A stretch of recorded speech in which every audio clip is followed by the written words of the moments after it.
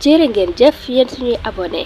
seen chaîne bii di L'Oreille du Monde TV dafa fas yéene waat yeesalaat ab doxalinam lépp ci gën di leen bégal moo tax ñu di leen ñaan ngeen di aimé suñuy vidéo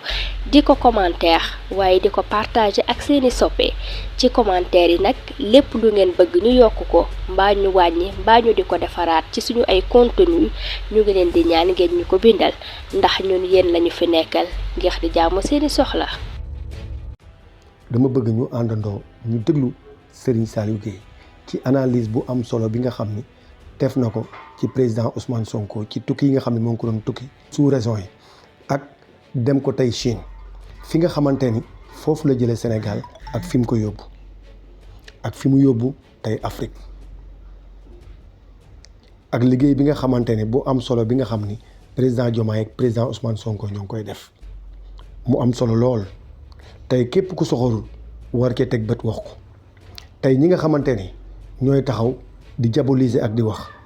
te li ñuy wax yëpp benn argument ci li ñuy wax dama bëgg ñu déglu Serigne Saliou Gueye ci analyse bu am solo boobu nga xam ne def na ko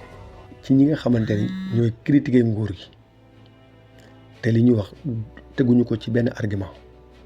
ak nguur gi fi nga xamante ni tey foofu la jëlee Sénégal ak fi mu koy yóbbu ñu déglu analyse bu am solo bi Serigne Saliou Gueye def. gaañi bu leen yàqamti président Diomaye président Ousmane Sonko ñoo ngi ci yoon wi te Sénégal day defaru te day neex incha allahu rabbi nañ leen déglu Serigne Saliou Gueye dinañu xam fan la gaa yi jëme réew mi. gaañi di ñaan ngeen partager vidéo bi te ngeen aimé ko bu baax a baax di ñaan képp ku abonné wu woon ñu ngi lay ñaan nga abonné. pour wax encore une fois de plus rek parce que loolu c'est le sommet de Davos bi nga xamante ne dafay réunir et des pays européens, américains, et en même temps asiatiques et aussi africains. Mais Sonko, ça dit que l'innovation, c'est que Sonko va parler au nom des Africains. Parce que bu ñu demande peut-être chacun voulait prendre la parole ci di wax ci ndaje yooyu mais cette fois-ci unanimement Sonko va porter la parole des Africains et loolu encore xamul lu muy wane dayoo Sonko mu toll. C'est-à-dire que politiquement, c'est-à-dire la stature de l'homme et loolu personne ne peut lui nier. Il est le premier ministre du Sénégal mais cela n'empêche pas qu'il a cette stature d'homme bi nga xamante ne moom moo reyante aujourd'hui ba ñu egsi en tout cas principalement ba ñu egsi fii ñu egsi donc ku mel noonu Sénégal rek soxlawu ko c'est-à-dire que l'Afrique en a besoin et partout Sonko où il passe tu vois comment c'est-à-dire ni ñu koy yëkkatee di nga gis ko ni ko nit ñi estimé et aussi yeneen africains yi ni ñu ko xamee parce que ñu ci bëri Sonko xam nañ ko avant même que mu nekk premier ministre nu ñu ko xamee mooy combat yi nga xam ne moom doon mëne politique de souverainisme bi nga xamante ne moom doon mëne léegi tey bu ñu war a dem sommet de Davos fële en Chine Sonko di wax au nom des Africains pour man jàpp naa ne encore ce n'est pas même une fierté en tout cas une réussite pour le Sénégal mais c'est surtout une réussite pour tout le continent africain d'autant plus que l'Afrique va parler d'une seule voix et loolu dafa war a am beneen jàngat bu ñu ciy def encore si l'Afrique parle d'une seule voix c'est-à-dire que ñun aussi après au plan économique au plan politique au plan sécuritaire dañu war a xàccandoo dóorandoo parce que tey gis nañ ne les petits pays là ne fonctionnent pas devant en tout cas devant des puissances comme les États-Unis la Russie la Chine et cetera parce que Chine rek déjà continent la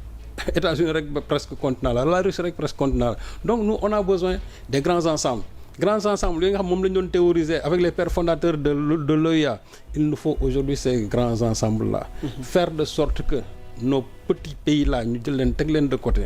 mais que di wax di xàccandoo di dóorandoo et c'est ça qui fera que la voix de l'Afrique va compter mais tant que nous serons dans cette division où chaque pays va essayer en tout cas de prêcher pour sa propre chapelle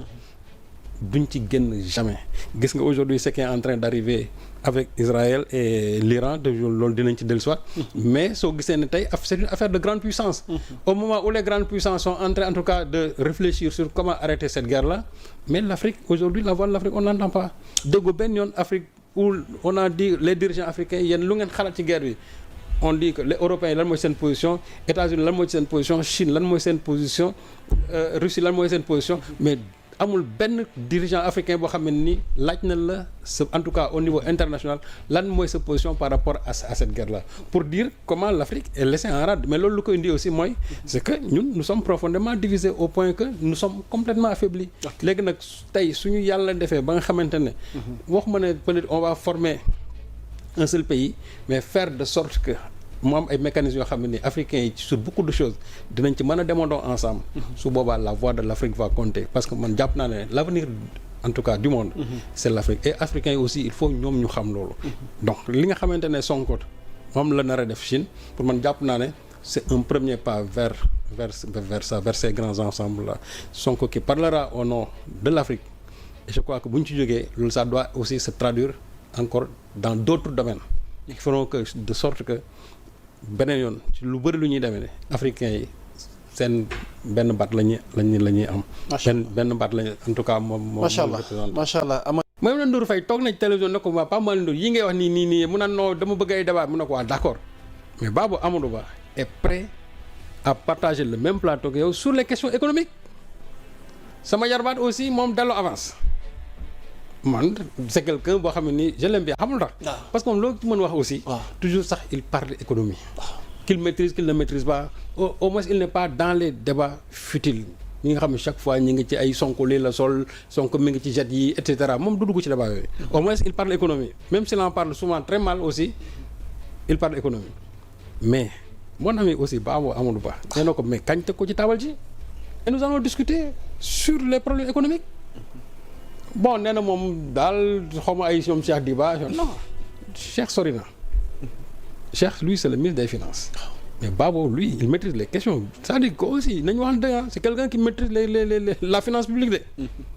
ah oui c'est quelqu'un qui maîtrise la finance publique gars yi di fi toog fii di wax yëpp moo leen gën a taxaw te li muy wax daf ko xam soo dégloo nga xam ne kii wax c'est un expert financier mooy wax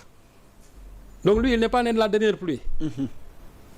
donc à des fins de clarification ñiy wax fii yëpp sur le débat économique mais nañ ko songo mu jeex moi je crois que c'est un débat économique boo xam tey boo amoon dina leeral lu bari parce que moom chaque fois il ne se lasse pas boo waxee pare mu génn ne toi tu ne lis pas ou bien tu lis mal bu pare génn la ay argument teg ne la lii ak lii te doo ci génne virgule maintenant ces gens là qui s'agitent chaque fois sur les réseaux sociaux way Sénégal dañuy leb xaalis dañuy kii wax mais li ñuy yëpp c'est pas hors circuit hein li ñuy yëpp dans la transparence naka la leb bi tëddee Serigne Saliou parce que li ñu miinoon ci régime yi jàll te audit bi wane ko mooy ay leb hors cadrage ay dette cachée alors avec ce nouveau régime là Serigne Saliou ndax dafa am lu ñuul ci amul del soow li tout est clair rien que hier rek l'État du Sénégal projette de lancer un emprunt obligataire de 300 milliards xam nga mooy li ma dama ne boo ñëwee def sa loi de finances ñu ne Sénégal lii la soxla ci xaalis wante lii la war a am ci recette mais lii lay def ci ay dépenses donc am na benn déficit boo xamante ne nii dina am de tant de milliards léegi Assemblée nationale moom mooy autoriser État Sénégal ne ko kon autoriser ñu ne nga leb au nom de l'État du Sénégal tant de milliards pour mën a combler déficit budget bi État Sénégal ci loolu la nekku ci leneen nit ñi j'ai l'impression que ñoom leb bi dañuy toog a caag rek ñu ne Sénégal leb na fa la rek ñu ne 75 milliards 100 milliards 175 milliards ñu ne woy leb bi bari na waaw mais même suñu leboon 100 000 fois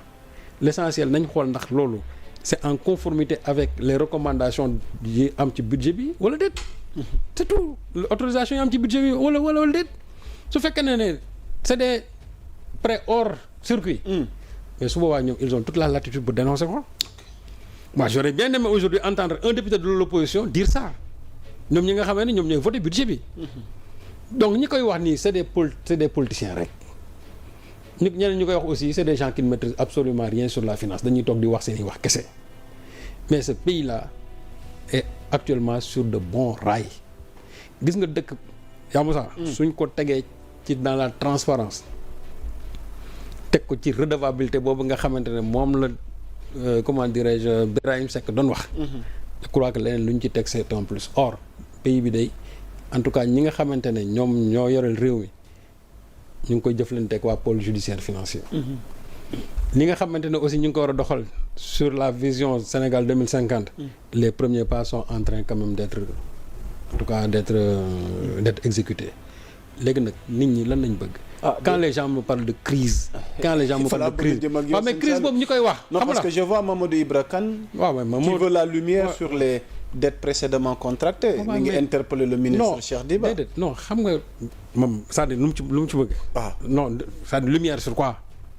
les dettes précédemment contractées non c'est-à-dire lumière sur quoi non xam nga man mën naa daa ko ñu ne est-ce que dettes yooyu c'est autorisé ou bien ce n'est pas autorisé xam nga aussi ama Babou Amadou Ba toujours que je cite parce que pour man vraiment c'est une référence wax na ko nee na Mamadou Ibra Kane toi aussi vraiment tu ne lis pas c'est-à-dire que voilà des gens yoo xam ne kii na lisent c'est-à-dire que du ñu jàngat dara dañuy tëb di wax rek parce que tout simplement dégg nañ keneen di wax ñoom aussi ils veulent mêler leur voix dans celle des autres loups ñoom aussi il faut ñu wax mais man de man daal lu ma mën a tey ŋàññ mooy ñu ne yéen de leb bii ngeen leb nii c'est hors circuit que l'Assemblée nationale n'a jamais autorisé vraiment de tels emprunts su boobaa ñu ne kon gars yi jalgati ngeen yoon mais ñi nga xamante nag ñoom ñoo doon leb ci suuf ba indil ñu tey problème yooyu waral aujourd'hui ñun ñuy leb je crois que ñooñu la ñu waroon a wax tey voilà un pays où ñi nga xam ne ñoo def njombe yi déedéet ñeneen ñi dañuy jéem a rag bañ seen wicc de cette dette cachée là nga xam ne tey moo ñu indil suñu difficulté yii nga xam ne moom la ñuy traversé les gens n'en parlent même pas Bourgi n'en parle même pas keneen aussi n'en parle même pas Mamadou Ibra Kane mi n'en parle même pas Birahim Seck n'en parle pas Thierno Alassane Sall kazalika on préfère maintenant détourner les Sénégalais sur des choses yoo xam ne nii utile na ministre bi mais au nom de quoi le ministre va répondre même à Mamadou Ibra Kane kii il est moom war ko tontu ci loolu kii il est c'est-à-dire que politiquement qu'est-ce que Mamadou Ibra Kane représente absolument rien moi je crois que tey ñoom li ñu war a def mooy est-ce que ces emprunts là s'inscrivent dans la loi de finances bi nga xamante ne ñun moom lañ voté woon ñoom moom la député voté woon ou pas su fekkente ne newu ci nañ ne kon yéen Sénégal jalgati ngeen c'est important c'est tout c'est important voilà